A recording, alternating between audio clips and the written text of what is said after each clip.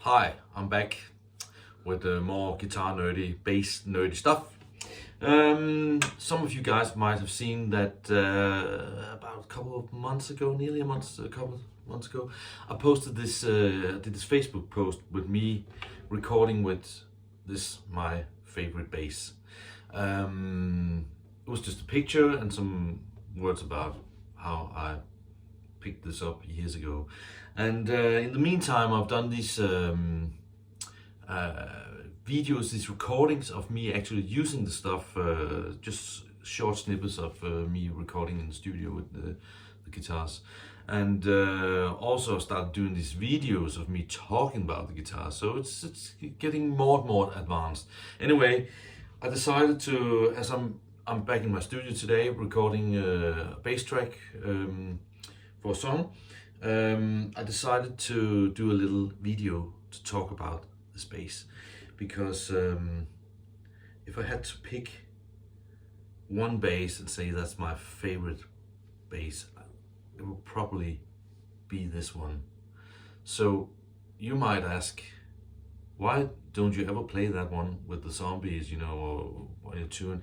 I actually don't play it that much because it's not a very versatile instrument, but it's the most gorgeous little instrument. As a guitar player, this is the most gorgeous little instrument to pick up if you're going to play bass. And I love the feel of it, I love the sound of it, and it's been with me for, what is it now, 33 years or something.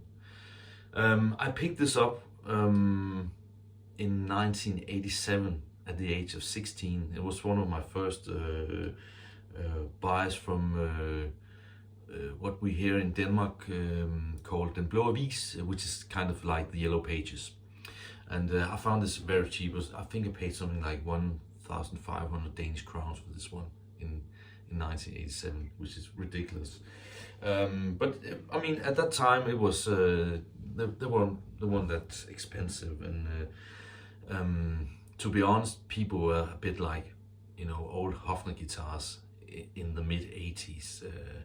That was like, it's just some old crap actually, and a lot you saw a lot of this stuff being you know, thrown away and sold very cheaply. And actually my first Hofner guitars I was given at the age of 12 years old in 82. That was found on in some dump backyard or something, and it was just like a jazz Hofner 457 jazz guitar that, or actually the rest of it. And my dad and I, we decided to restore it and get it back in a working condition, which we did.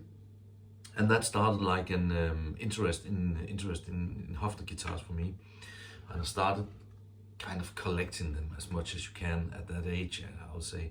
But as I said before, at that time they weren't expensive at all. You could sometimes people will throw them at you, and I figured out that a lot of the music that I was interested in that time, the 60s beat music, I saw a lot of these bands playing these Hofner guitars, especially a lot of the lesser known Danish bands, the pigtråds bands, as we call it here, beat groups.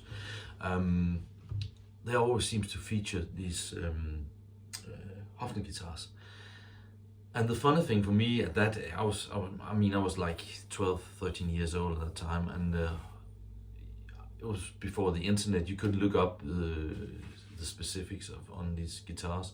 So it was like, it was very interesting, because it was like every time I saw a picture of a guy with a Hofner guitar, it was a different model. Always like, sometimes they had 2 pickups, sometimes they have 3 pickups, they have different knob settings and different vibrola systems, and it was always different, and that made it very, I was like, how many different models did Hofner make in the 60s? It was very, it started this collecting thing for me actually, and I tried to figure out how to date these guitars from these pictures actually, more or less. Since then we have we have had the internet, books been written by Hofner guitars, and things are just much more common known these days. It's much easier to date Hofners. It's much easier to get information on old Hofner guitars. As I said before, this one I picked up in '87, very cheaply, and at that time, this was my first bass. My dad had a Rickenbacker copy that I used to play a bit from time to time. I was mostly a guitarist, which I would say I still am, but I would happen to play bass from time to time in local school bands and music school bands, stuff like that. And one of the bands was like, it was always like we were like 3 or 4 guitarists in this music school, and someone had to play the bass. And in one of the bands, I would play the guitar, and my friend would play the bass, and then in this other band we would swap, and I would be the bass player.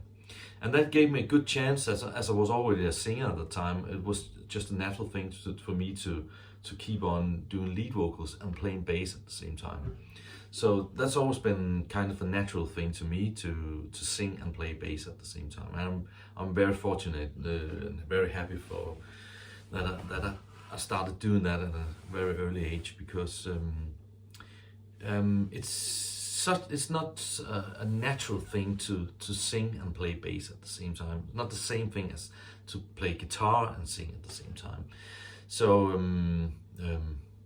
yeah, I'm just happy that I got that chance at that age to do that, and which makes it quite a natural thing for me now. Anyway, I've always been a big Beatles fan, and when I was a kid, when I was in my early teens, I had posters on my wall of the Fab Four, and of course Paul holding this guitar, and it was like I would wake up every morning and look at that poster and just dream about owning one of these Hofner basses. And then in early '87, at the age of 16, I was asked by some local musicians to join a new band.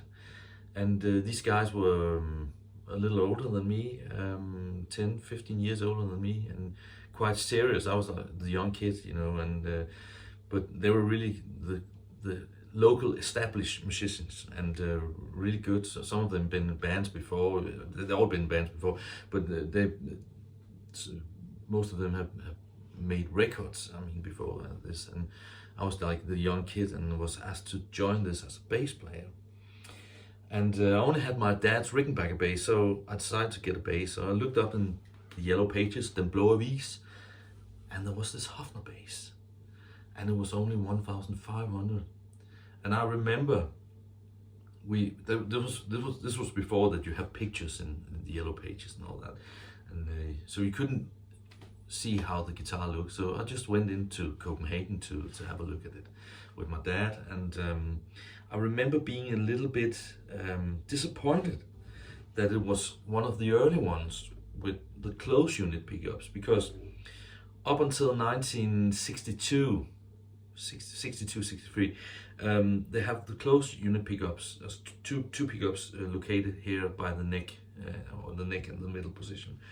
And then from 62, 63, they moved this one down here behind the bridge, which give a little bit more of a versatile sound possibilities. Actually, not much, I would say, but at that time I was a bit disappointed, because I thought the other one looked better. It's not because of the sound; it's just that I love the look of the Hofner with the pickup down here. But otherwise, it was like, I remember picking it up for the first time, and it was like, even at that age, this felt like a kid's guitar. It was so small, it was so light, and it was just like, wow. It wasn't like when you pick up like a Fender bass, like, oh, this heavy thing, it was like, oh, it felt like a guitar, actually. And that was, being a guitar player at the time, it was really what made me happy about this. I remember the pickups weren't that strong at the time. They were quite weak actually, and the bass was quite microphonic. So if I tapped on it, it would make a noise. So I remember I filled it with cotton wool to make it less noisy. And for years I had the bass filled with cotton wool. Now it's empty again. Anyway, I have the pickups rewounded a couple of years ago because they, like most Hofner pickups, they get weak and the isolation breaks and all that. You Hofner collectors know what I'm talking about. It's more common than not that you have to do this operation at some time with Hofners. You have to rewound the pickups. And that was done a couple of years ago by Klaus from Henning Hansen Guitars. Great guy, recommend. And he knows his Hofner pickups, and he made it sound gorgeous. It's a beautiful bass now. I always love the feel of it. This tiny neck. Some of these Hofners from this particular time has quite a thick neck, you know, and especially if you get down to the 1960, 61, they get quite thick. And I used to own a 64 as well, which had quite a similar neck. Didn't feel that good as this one, but I got rid of that years ago. It was in a bad state, and so this is actually the only Hofner Beatle bass or violin bass or model 500-1 that I own. And you might say that's quite strange because we know you're a keen collector of Hofner guitars. Yeah, that's right, I own about 20-25 Hofners of all various models, but this is actually the only Beatles bass that I own. And I would say it's the best one I ever played. I tried quite a few. A friend of mine has one from each year from 56 to 67 or something like that. So I tried quite a few ones, but this one, that's the one, the best one I ever played. At the moment, I have flat wound strings. But through the years, I've tried both flat wounds and round wounds on this one, and I love the sound of both of them. The thing with, I'll say in a recording situation, the flat wounds is the thing, because it's the sound we know of the Hofner bass, like.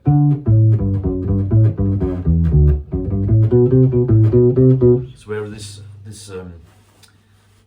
like almost like upright bass sound, and when you play it with your pick, it's like.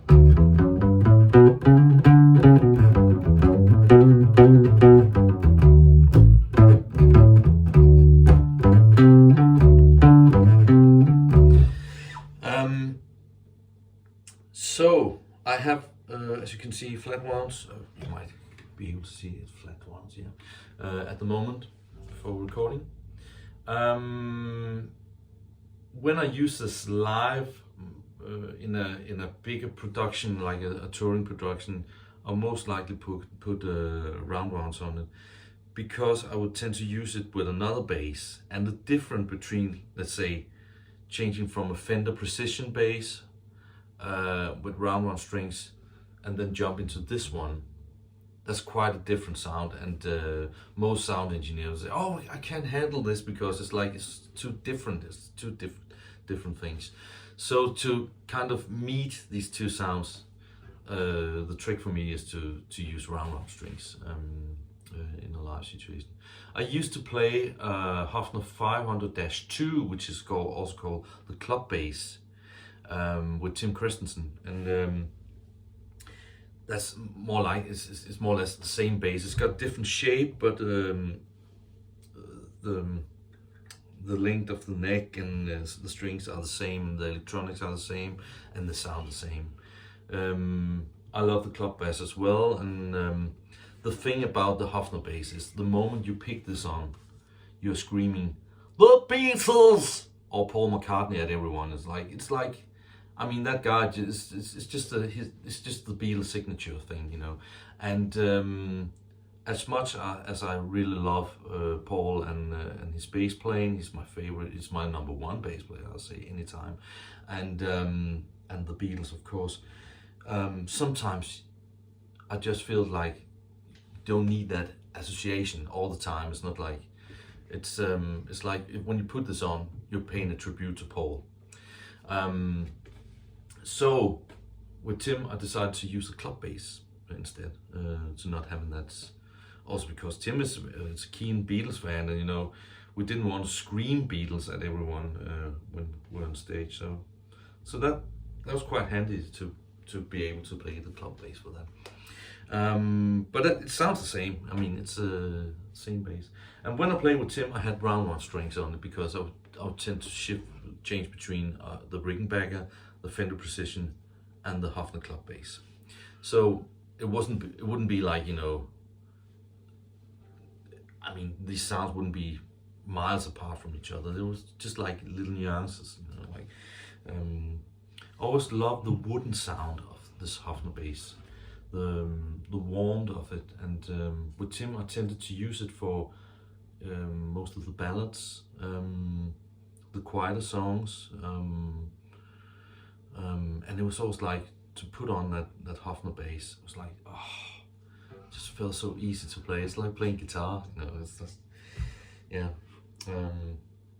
But of course, if you're doing like the more rocky stuff and you need a punchy, and you're playing with your pick and you're playing really hard, it's just not the bass for that. I think it's I would need something more like more piano string sound, like the Rickenbacker with round strings and stuff like that. So, but anytime, I mean, in playability and just a neat little guitar, and it feels so nice and so feels so welcome, and you feel like playing chords. Yeah, great little instrument, and I think I could never part with it. This is one of the basses, one of the guitars that I will keep until the day I can't play anymore. That's probably. And if I was ever going to part with it, I would make sure that my kids are not eager to take over, because it's been with me more or less for all my life, you know. So it's one of the guitars that should pass on. I should pass on to my kids probably. Yeah, that's it for I think for the Hofner 500-1 violin bass, or Beatle bass, as you may. Well, maybe just a tiny thing more to talk about regarding these early pickup locations and the more, how can I say, collectability of the Hofners. Some of you guys probably seen these Hofner basses with different pickups. Like in the very early one, have these black wooden pickups that later they changed to plastic pickups, single coil pickups, and located in the same in the neck in the middle position. And then later they changed it from that. They changed it in.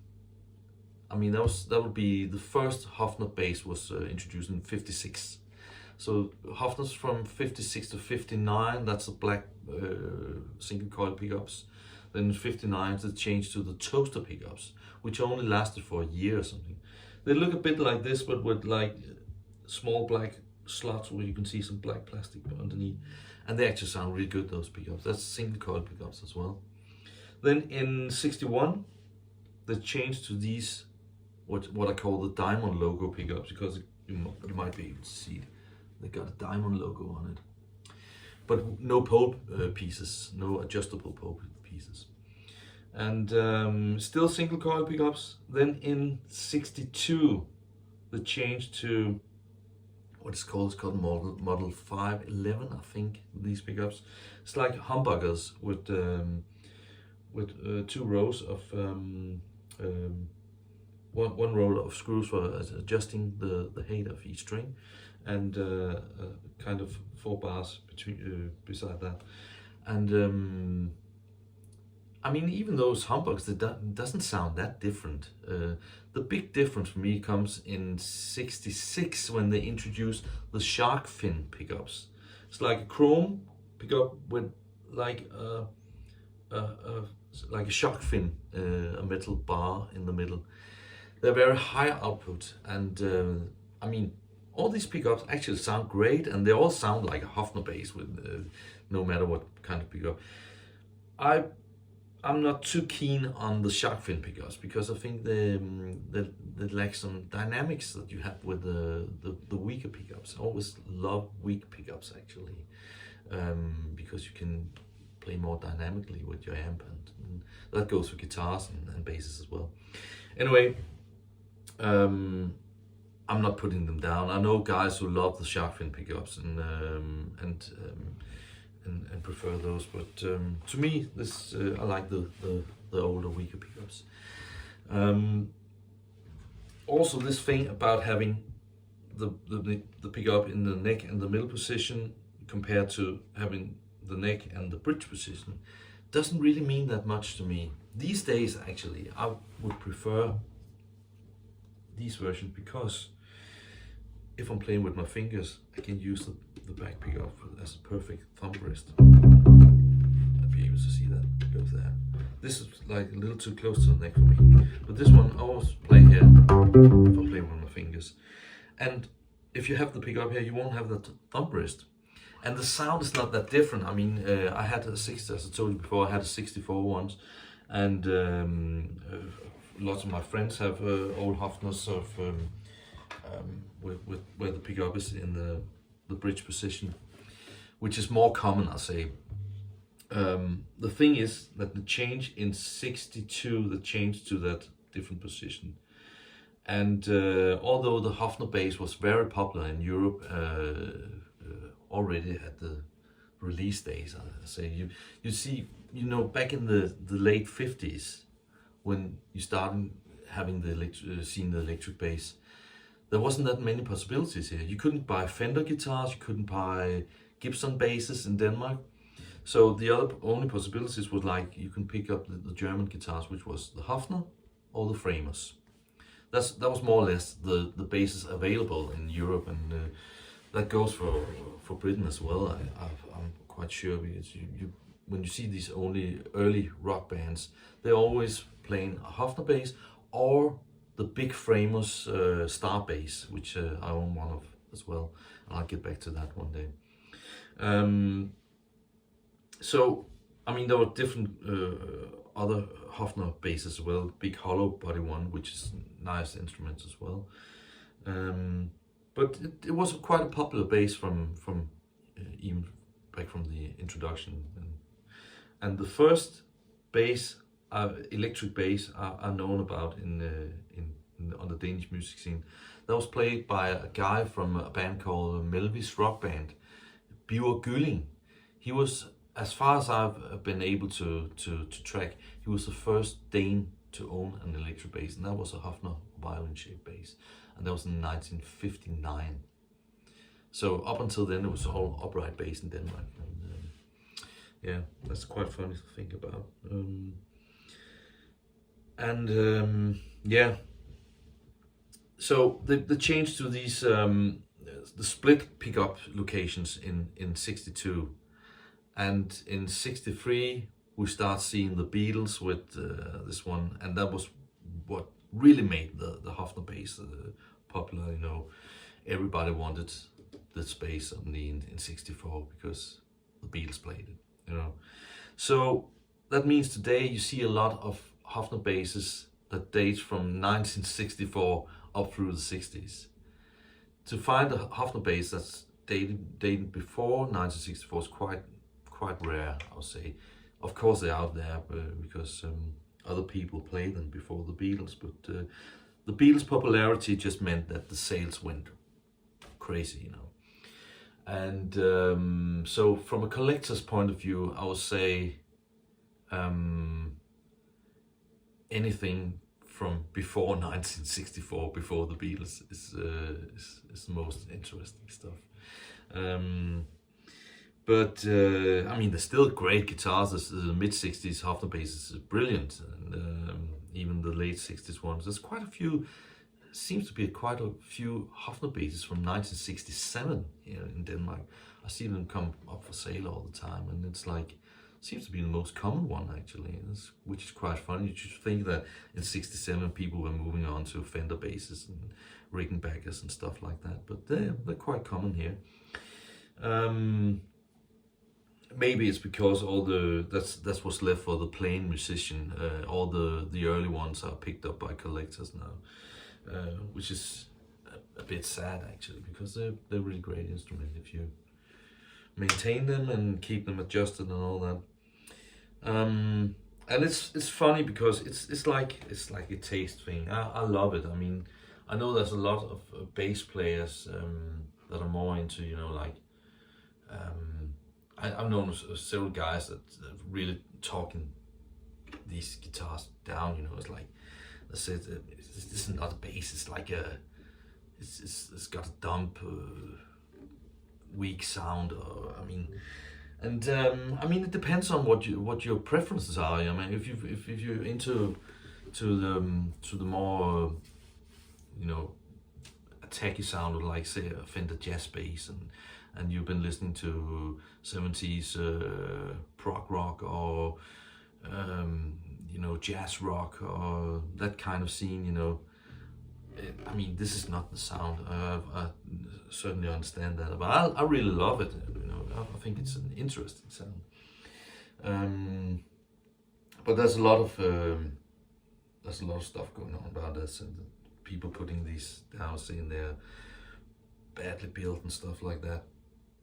I mean, I feel they're brilliant instrument, and depends on how you play and what sounds you love, you know. I just seem to like this. Anyway, this one dates from early 1962. This is an early 1962, and how do you date those Hofner basses? Well, on the guitars you can actually put a mirror inside the F-hole and some light, and you can see a date stamped or written with a pencil underneath the deck around this area. But that's not the case on the Hofner bass, as far as I found. I've never seen a written date on a Hofner bass. And it hasn't got a serial. Some of them have a serial number. This one hasn't got a serial number. Typically, I'll say the ones with the serial numbers were the one that I have an idea that was the one that was sent to the British importer Selmer in the 60s. Most of those tend to have a serial number at the back side of the head. But this one came probably direct from Germany to Denmark, and it doesn't have that serial number thing. So how do you date these? I mean, there's lots of things you can see on this one. Look at the headstock. This logo, which we call the vertical logo, compared to the horizontal logo that says Hofner written down like Hofner down the headstock. If you see pictures of Paul McCartney with his first Hofner bass, it's more or less like this one. It's got the same pickups, the same locations, and it looks exactly like this one. So this is quite close to the Kevin bass, the early Beatles bass. And the only difference was that Paul's had a flat back, where you can see this is kind of, maybe able to see, it's a velvet back.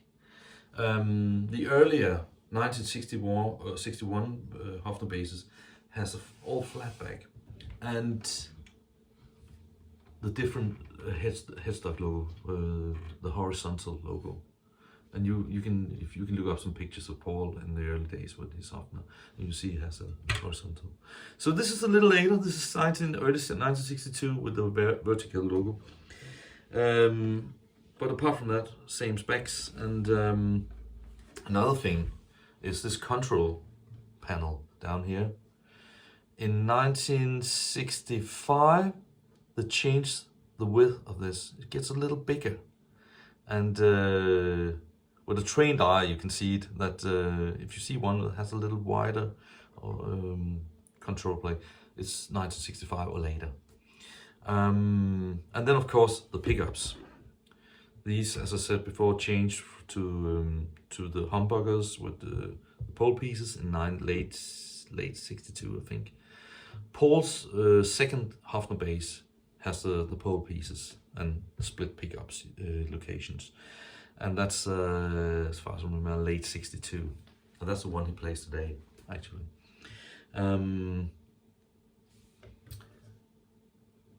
Yeah, I think it's also the headstock tuners. You can see there are two on a strip, as I call, where later you get the separate tuners. So all these little differences can kind of point you in the direction of how old is your Hofner, and that goes for the guitars and the basses, of course, as well. But there's another way to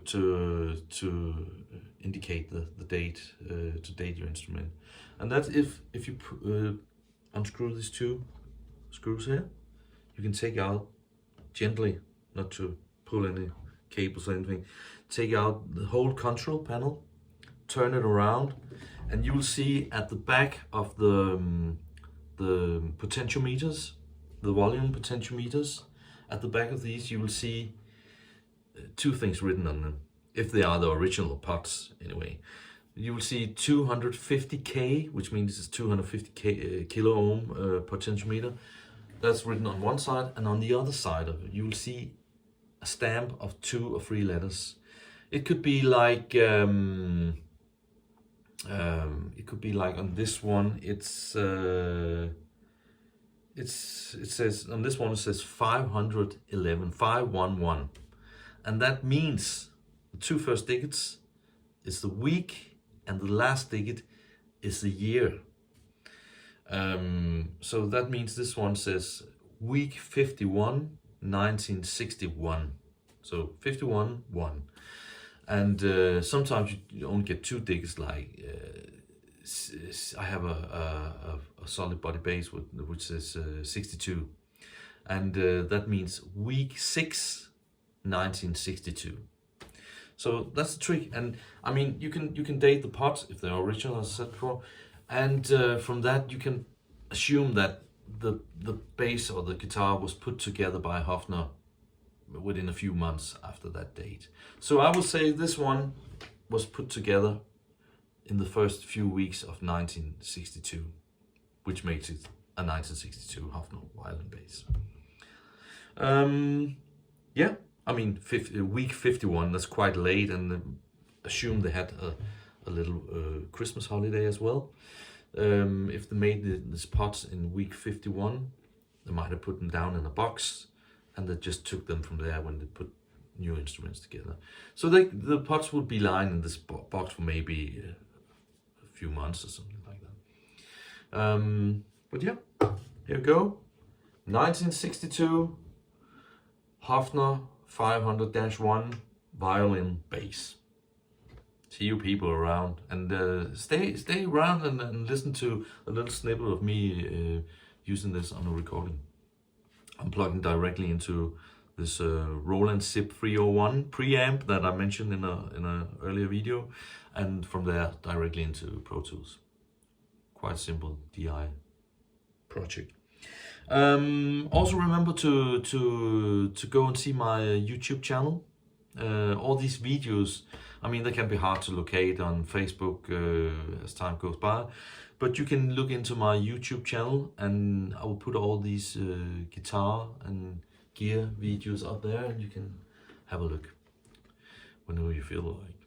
All right, take care everyone. Have a nice Sunday.